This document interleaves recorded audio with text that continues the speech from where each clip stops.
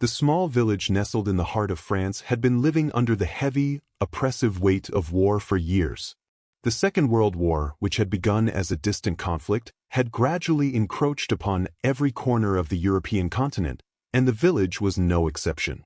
It had been a place of peace and quiet before the war, a simple community where the rhythm of life moved with the seasons.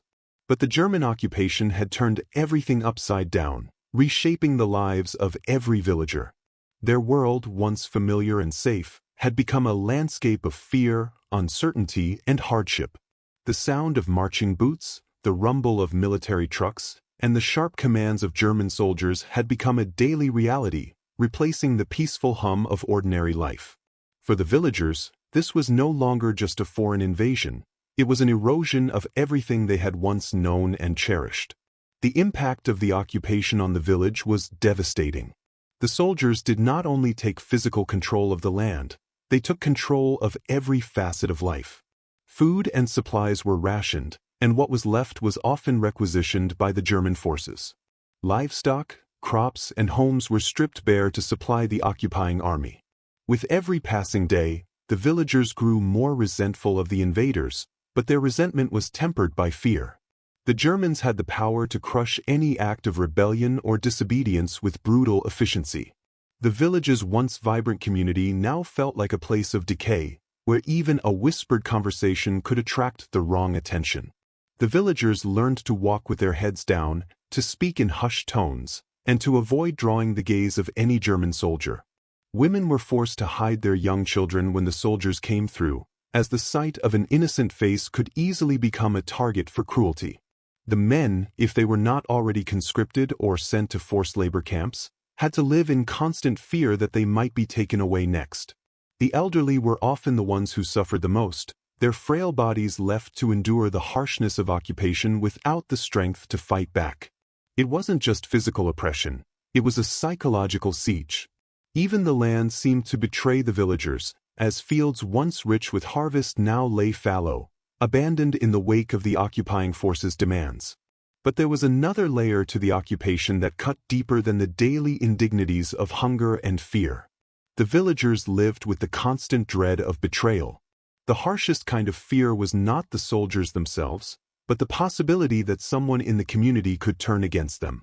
The specter of collaboration was ever present. Informers, eager to please the occupying force or to protect their own families, would often sell out their neighbors. A neighbor's sudden wealth, a new coat, or an unexplained absence might hint at their complicity. Trust, once the foundation of any close-knit community, was now a fragile thing, often sacrificed for survival. People began to eye one another with suspicion, unsure of who might be working with the enemy. Even a friendly glance could be interpreted as a sign of betrayal. It was during this time that the villagers came to fear one particular sound above all others, the knock on the door. It was a sound that carried within it the weight of everything they had come to dread. The knocking could mean many things, but none of them were good. It could be a German soldier, coming to requisition more of their belongings, to demand answers, or to carry out punishments for perceived disobedience. It could be a neighbor, coming to inform on them for something as innocent as a conversation held too loudly, or an unintended gesture of defiance. The knock was a harbinger of violence, a signal that someone, somewhere, was going to suffer. No one could ever be certain who would be the next target. The knocking was like a shadow that loomed over every doorstep, and with each knock, the village's hope that things might return to normal, or even that the war might soon end, seemed to fade a little more.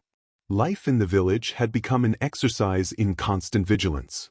The villagers had adapted to the war in ways that no one would have thought possible.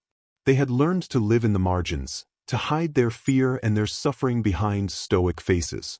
Some had turned to small acts of defiance, hiding radios to listen to the BBC broadcasts, gathering in secret to share news and food, or even passing along coded messages to the resistance fighters. But these acts were not without risk. The price of being caught was high: torture, imprisonment, and in the worst cases, death.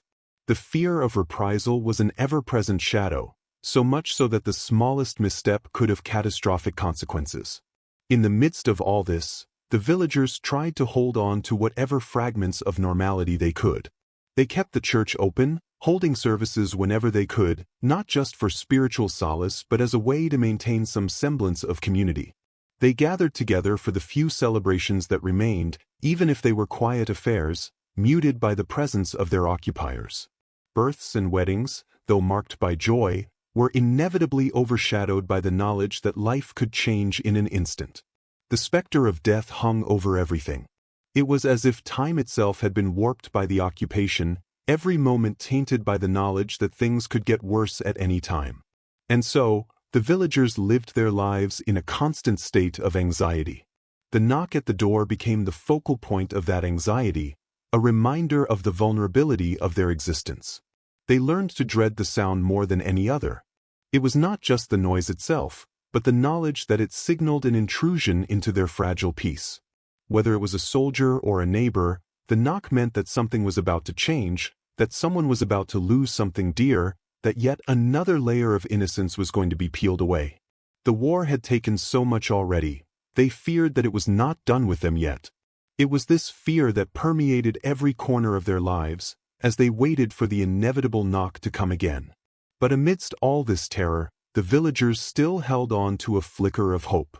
They had heard rumors of Allied forces advancing on the German strongholds, whispers of liberation, of freedom coming to sweep away the darkness that had engulfed their lives. The thought of this liberation was a double-edged sword. On one hand, it was a source of strength. It was the reason they had managed to endure. But on the other hand, it was a source of fear in itself.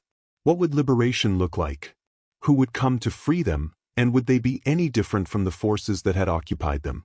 Would it be another army, another set of conquerors who would bring with them more pain and suffering? The villagers had learned long ago not to place too much hope in the promises of others, for the world they knew was one where trust was a rare commodity. But as the knocking grew more frequent, as the presence of the Germans grew less certain, they could not help but wonder if the time for a new kind of knock was approaching, one that would signal the end of their suffering. This fear, this uncertainty, hung heavy over the village like a storm cloud. The villagers feared the knock, for it was a reminder that life, fragile as it was, could change in an instant. It was a moment of terror, and yet, it was also a moment that hinted at something else, something they had nearly forgotten, the possibility that change could come not through violence, but through something else entirely.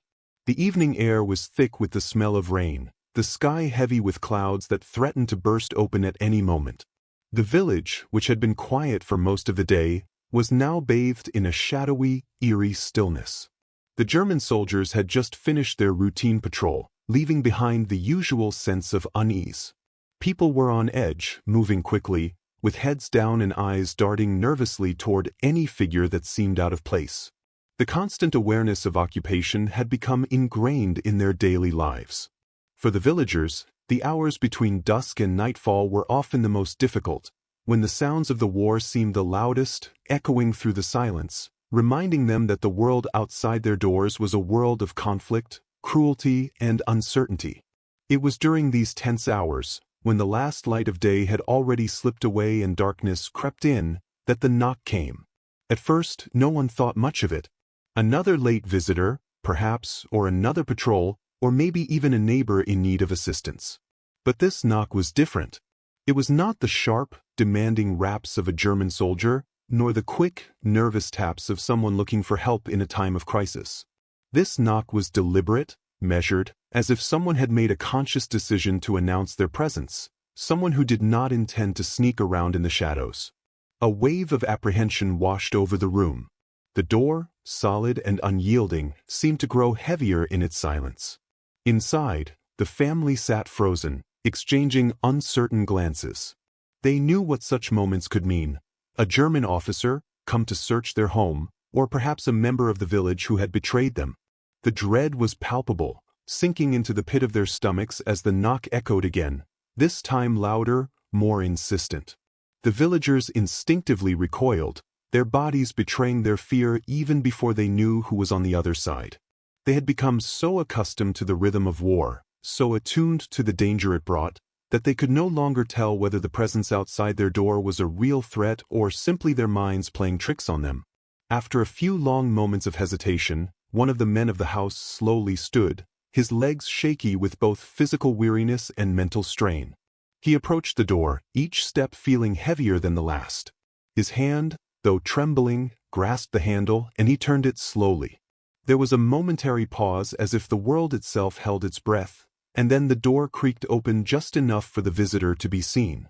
What appeared on the other side took them completely by surprise. Standing there, in front of the darkened doorway, was a group of British soldiers. They were wearing the familiar khaki uniforms of the British Army, their faces framed by the dull glow of lantern light.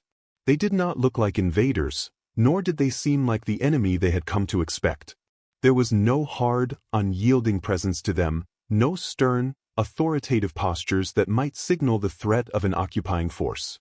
They were instead just men, tired, worn, and weathered by the same war that had ravaged the village. For a long moment, the villagers stood there, staring in shock. The image before them was incomprehensible. British soldiers, weren't they the enemy? Weren't they supposed to be the liberators, the ones who would come in and sweep the Germans away? But wasn't liberation supposed to come with its own form of power, its own kind of harshness? Wouldn't they be like the others, marching through the streets with their weapons raised, demanding obedience and fear? And yet, these soldiers were different. They had not come with the usual air of authority. They had not come with weapons drawn, nor had they issued any demands. Instead, they stood there in silence, their faces soft, weary, as if they too had been living under the strain of the war for far too long. The leader of the group, a man with dark hair and a face that seemed both kind and weary, stepped forward. He raised a hand in a gesture that was disarming in its simplicity. It wasn't a salute, nor was it a military gesture of any kind. It was just a hand raised in peace. He did not demand entrance. He did not shout orders. He did not impose his presence. Instead, his voice, when he spoke, was calm, almost gentle. "We've come to speak with you," he said, his tone low and measured. "We mean no harm." The words, though simple, had a profound effect. The villagers who had braced themselves for violence found themselves disarmed by the gentleness of the soldier's approach. This was not a confrontation, it was an invitation to speak. But speak of what? The men and women in the house exchanged uncertain looks. The war had taught them to fear the unknown, to assume the worst at every turn. But what they were hearing now, what they were seeing, was something they hadn't prepared for. These soldiers were not demanding anything. They were not making any threats. They were simply... For a long moment, no one moved. It was as if the world outside had stopped, and for the first time in years, the village stood at the precipice of something new. The soldiers did not rush them. They stood patiently, their eyes scanning the room with quiet understanding. The fear that had been so deeply ingrained in the villagers' bones began to loosen its grip, if only slightly. What was happening? Was this the beginning of something they had never expected? A peaceful encounter, in the midst of so much destruction? The air felt charged, thick with possibility, though no one yet dared to name it. Slowly, cautiously, one of the women in the household stepped forward. She was older than the others, her hair streaked with gray, her face worn with the years of hardship. She regarded the soldiers with suspicion, but there was something else in her gaze as well. A flicker of curiosity, a question she could not ignore. Her voice trembled as she spoke, barely above a whisper. "Why are you here?" she asked. The British soldier stepped closer, lowering his voice as he replied. "We've come to help. To listen." The words seemed almost impossible to believe, too simple, too kind for a world that had grown so cruel.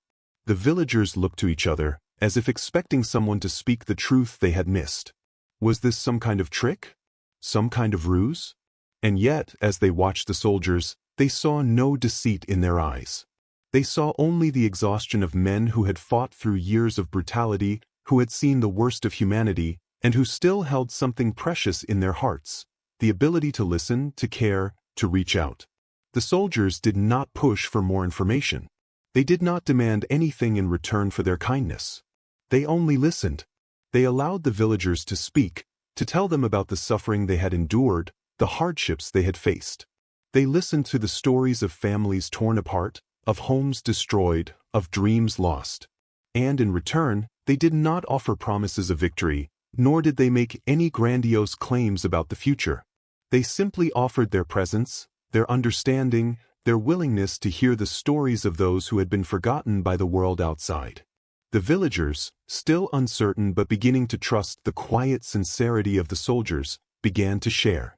They spoke of the pain they had endured under the German occupation, of the fear that had ruled their lives for so long. And as they spoke, something shifted within them. The words, once so heavy, seemed to lighten, if only for a moment.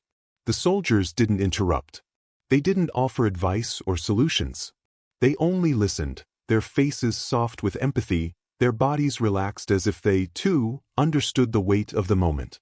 And then, as if on cue, the tension that had gripped the room for so long began to dissolve, replaced by something more elusive, something the villagers had almost forgotten existed: a sense of connection. It wasn't a grand revelation, nor was it an instant transformation. But it was a change, subtle and slow. The villagers who had feared every knock on their door now found themselves questioning everything they had believed about war, about soldiers, about enemies. Maybe, just maybe, there was more to liberation than just the end of occupation. Maybe it was about something deeper, something more profound. A chance to reclaim what had been lost, not just in terms of land or power, but in terms of humanity. As the soldiers left that evening, they did not march out with triumph, but with quiet understanding. The villagers stood at their door, watching them disappear into the night, and for the first time in years, they did not feel afraid. The knock had not heralded violence, nor had it brought terror. Instead, it had brought a simple act of human connection, a moment of peace in the midst of an endless storm. And though the war was far from over and the future still uncertain, the villagers could not help but wonder if this was the beginning of something far more profound than they had ever imagined. As the days passed following that unexpected visit from the British soldiers, the village began to experience a shift, subtle yet undeniable. The soldiers had left the village after a few hours, disappearing back into the landscape of war, but their impact lingered. The knock on the door, which had once signaled dread, now seemed to hold a different meaning. The villagers were not sure what to make of it. They had been living in a world so governed by fear that any shift, no matter how small, was unsettling. Fear, after all, had become their constant companion. They had lived by it for so long that it was hard to imagine a life without it, or even the possibility of safety, of peace. The morning after the soldiers' visit was like any other. The sun rose over the hills in the same muted, gray light, as if the sky itself had grown weary of the war. The streets of the village, still damp from the night's rain, were eerily quiet, save for the occasional scurrying of a cat or the rustling of a few dried leaves in the breeze.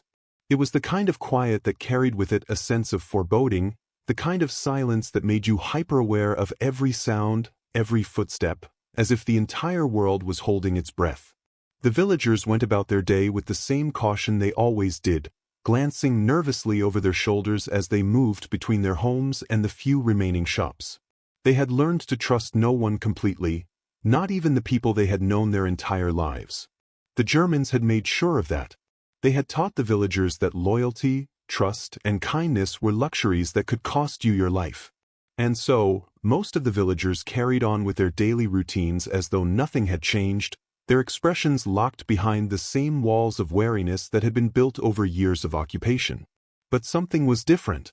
It wasn't something they could put into words right away, but it was there, like the faintest trace of warmth in an otherwise cold room. The soldiers' visit had not been forgotten, but it had planted a seed, one that had begun to quietly take root in the hearts of the villagers. In the hours after their departure, something in the air had changed too. The usual weight of dread that hung over the village seemed just a little lighter. The soldiers, who had arrived as strangers, had somehow left behind a small flicker of hope, something that had been extinguished for so long that no one could remember exactly when it had disappeared. It wasn't the kind of hope that promised immediate change. It wasn't a grand, sweeping thing.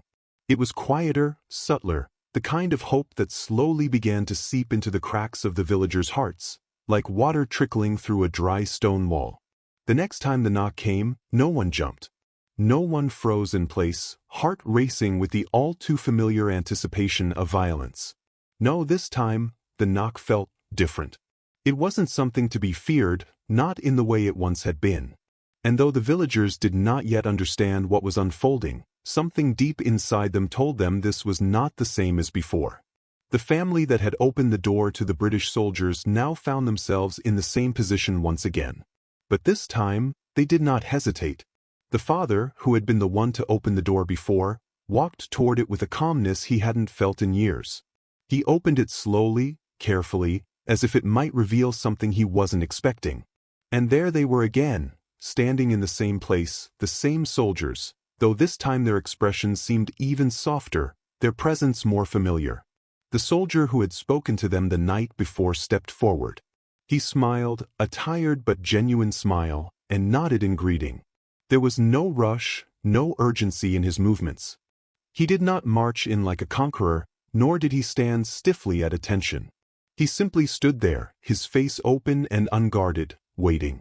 "We've come back," the soldier said, his voice gentle. "We wanted to check in, see how you are." This too was new. No one had ever come back after a single visit.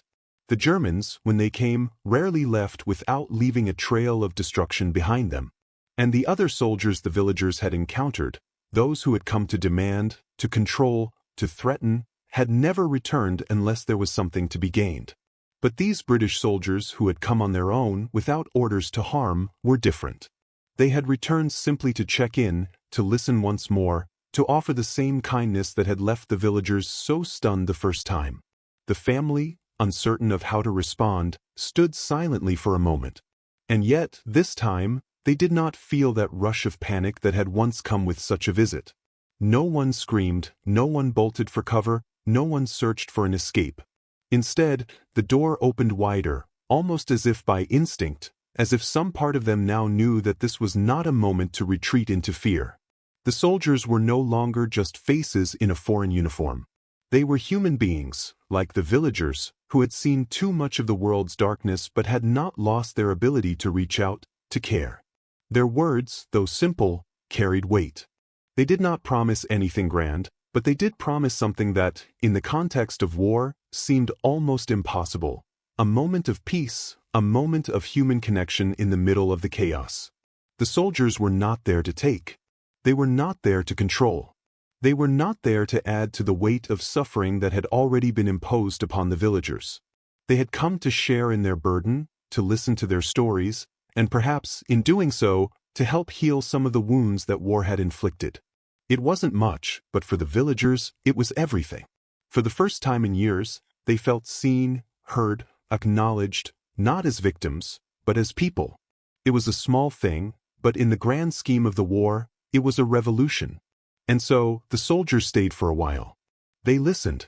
They didn't interrupt, didn't offer advice, didn't try to fix things. They simply allowed the villagers to speak, to share the stories they had been holding in for so long. Some spoke of the things they had lost, loved ones taken, homes burned, lives shattered. Others spoke of the quiet resistance they had maintained, of the small ways they had fought back against the German occupation, even when it seemed futile.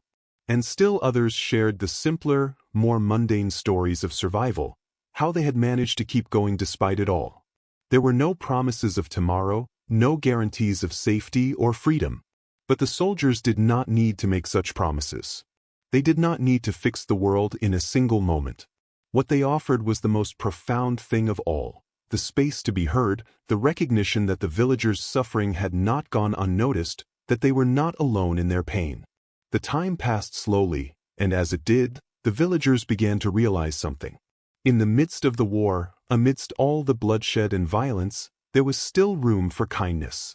It was not a kindness born from weakness or naivety, but one born from shared experience, from the understanding that everyone was carrying their own burdens, their own trauma. And in that shared burden, in that shared humanity, there was the possibility of healing. The soldiers' visit was not a grand gesture of heroism. It was something simpler and far more profound. It was an offering of peace in a world where peace seemed impossible. When the soldiers left that day, the air in the village felt different. The tension that had once been a constant companion, creeping into every corner of their lives, seemed just a little less oppressive. There was no grand victory, no miraculous liberation. But there was something better, something far more lasting. A connection, a recognition that, even in the darkest of times, human beings could reach out to one another in kindness, and that, sometimes, that was enough to begin rebuilding the broken pieces of the world.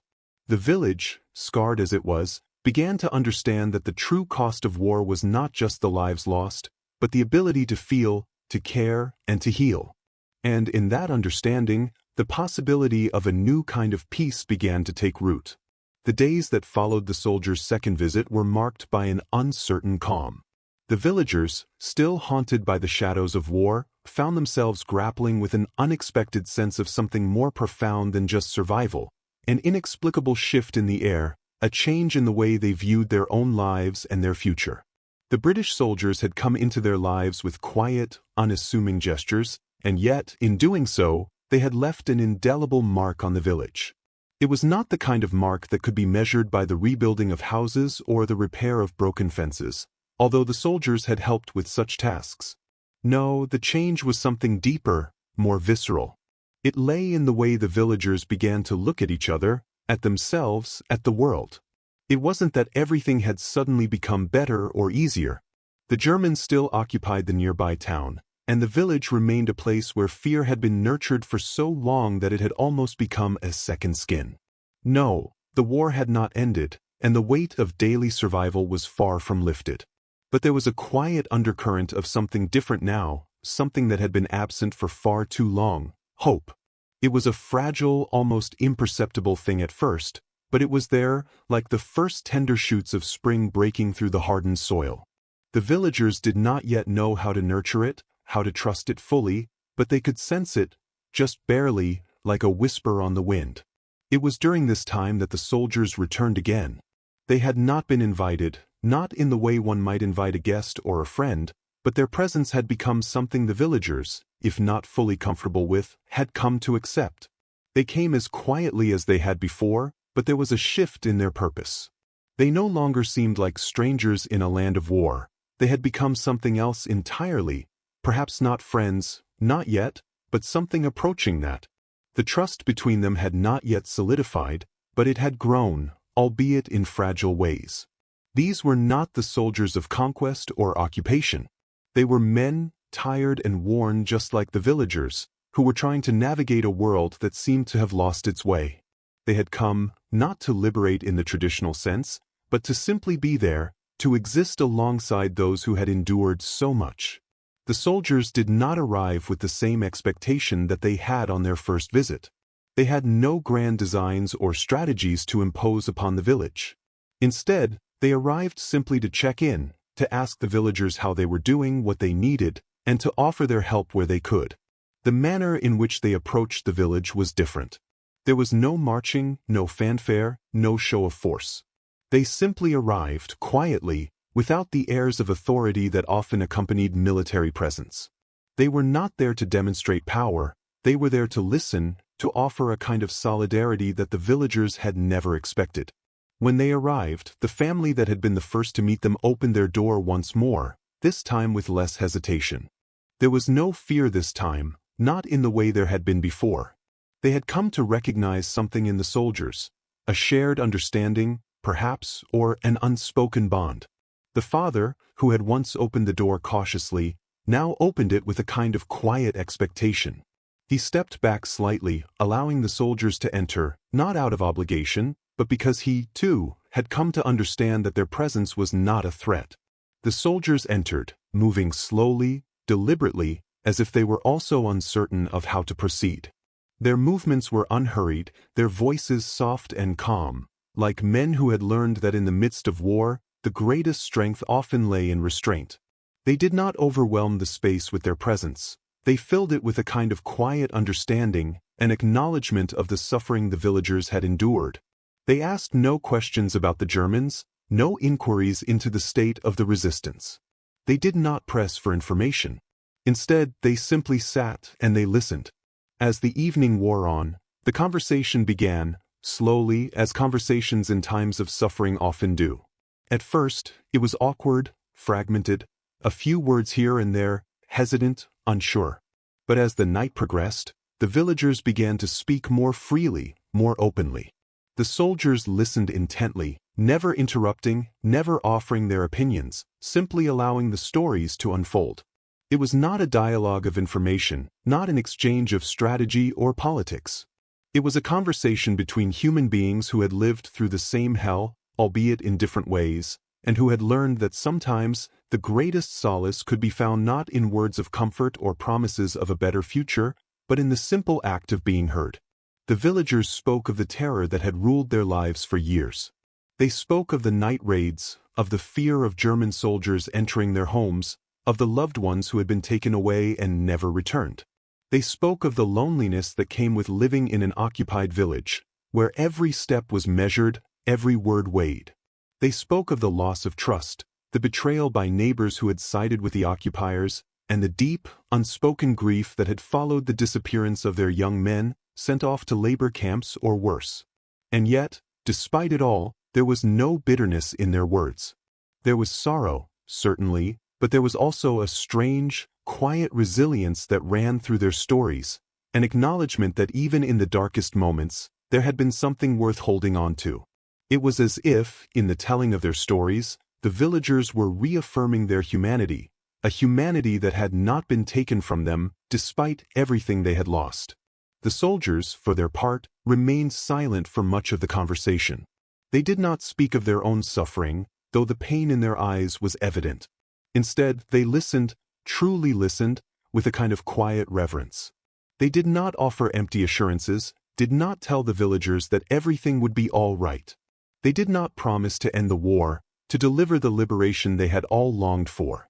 They simply sat, and they listened, allowing the villagers to speak their pain without offering solutions or judgments. The quiet, unspoken bond that began to form that night was not one that could be easily defined. It was not a bond forged in shared experiences of war, though such experiences certainly played a part in it. It was not a bond of friendship, though the foundation of trust was beginning to form. It was something deeper, something more profound, a bond of mutual recognition, a recognition that despite their differences, despite the divisions of nationality and ideology, they were all human beings, bound by the same frailties, the same capacity for suffering and for healing. And so, as the evening drew to a close, the soldiers prepared to leave. There were no grand speeches, no dramatic farewells. They simply rose as quietly as they had arrived and made their way toward the door. The villagers, too, rose as if acknowledging that the moment had come to an end. They did not know when they would see the soldiers again, nor did they know what would happen next in the grand sweep of history. What they did know, however, was that the soldiers had given them something precious, a glimpse of what it meant to be human in the midst of war, a reminder that even in the most brutal of circumstances, there could still be kindness, still be a willingness to listen, to understand, and to offer something beyond violence and destruction. As the soldiers left, the villagers stood at their door, watching them disappear into the distance. They knew the war was far from over. They knew that the road ahead would be long and uncertain. But in that moment, they also knew that something had shifted within them, something that could not be easily undone. The soldiers had not come to free them in the traditional sense, not in the way that armies liberating occupied lands often did. But they had come to offer something that was perhaps even more profound, a shared humanity, a recognition that even in the midst of war, there could still be moments of peace. And in that quiet understanding, the villagers began to believe that perhaps there was still hope, even in the darkest of times. The village had settled into a strange and uneasy calm after the British soldiers' visits. The landscape, still marked by the ravages of war, appeared to have softened somehow. Perhaps it was just the way the light fell over the buildings at dusk, casting long shadows over the broken windows and collapsed roofs, or maybe it was the way the villagers themselves seemed to hold themselves a little differently now, as if they had found something they didn't know they were looking for. There was no immediate transformation. The occupation was still present, its grip on the village unrelenting. But the air felt different, less stifling than it had before. It was as though, in the brief moments of quiet connection with the soldiers, something fragile and unspoken had been set into motion. Though the war still raged on, the villagers began to experience something they hadn't dared to hope for in years, a sense of possibility. It was not the kind of possibility that promised an end to the occupation, nor did it guarantee the restoration of everything they had lost. It was a much subtler thing, an internal shift, a quiet realization that even in the midst of suffering, they could still reclaim some measure of agency. That, perhaps, the narrative of their lives was not entirely written by the forces of violence and oppression. They could still make choices, even if those choices seemed small, even if they felt insignificant.